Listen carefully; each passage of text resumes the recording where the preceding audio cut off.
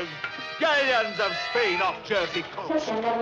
Is that really your idea of how to run a newspaper? I don't know how to run a newspaper, Mr. Thatcher. I just try everything I can think of. Charles, you know perfectly well there's not the slightest proof that this armada's off the Jersey Hello, coast. Mr. Bernstein. Excuse me, Mr. Can you Kane. prove it isn't? This just Mr. came Bernstein, I'd like you to meet Mr. Thatcher. I'll just How do borrow you do, the Mr. car. Thatcher? Leland, Mr. Thatcher, my ex-guardian. From We have Cuba. no secrets from our readers, Mr. Bernstein. Mr. Thatcher is one of our most devoted readers. He knows what's wrong with every copy of the Enquirer since I took over. Read the cable. Girls delightful in Cuba, stop.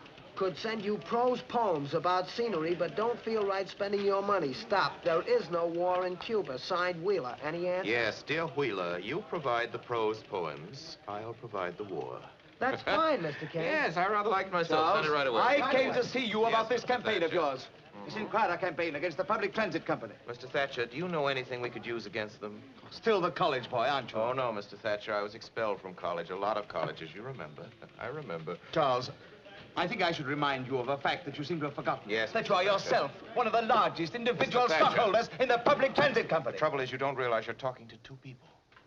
As Charles Foster Kane, who owns 82,364 shares of public transit preferred, you see, I do have a general idea of my holdings. I sympathize with you. Charles Foster Kane is a scoundrel. His paper should be run out of town. A committee should be formed to boycott him. You may, if you can form such a committee, put me down for a contribution of $1,000. My time's On too the other high. hand, Well, I I'm am the wasting publisher of the Enquirer. As such, it's my duty, and I'll let you in on a little secret.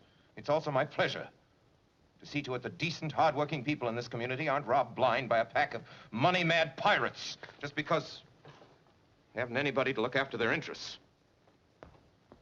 I'll let you in on another little secret, Mr. Thatcher. I think I'm the man to do it, you see. I have money and property. If I don't look after the interests of the underprivileged, maybe somebody else will. Maybe somebody without any money or property. Yes, yes, And that yes. would Money be too and property. bad. Well, I happened to see your financial statement today, Charles. Or did you? Now, tell me honestly, my boy, don't you think it's rather unwise to continue this philanthropic enterprise? This Enquirer that's costing you $1 million a year? You're right, Mr. Thatcher. I did lose $1 million last year. I expect to lose $1 million this year. I expect to lose $1 million next year. You know, Mr. Thatcher, at the rate of $1 million a year, I'll have to close this place in 60 years.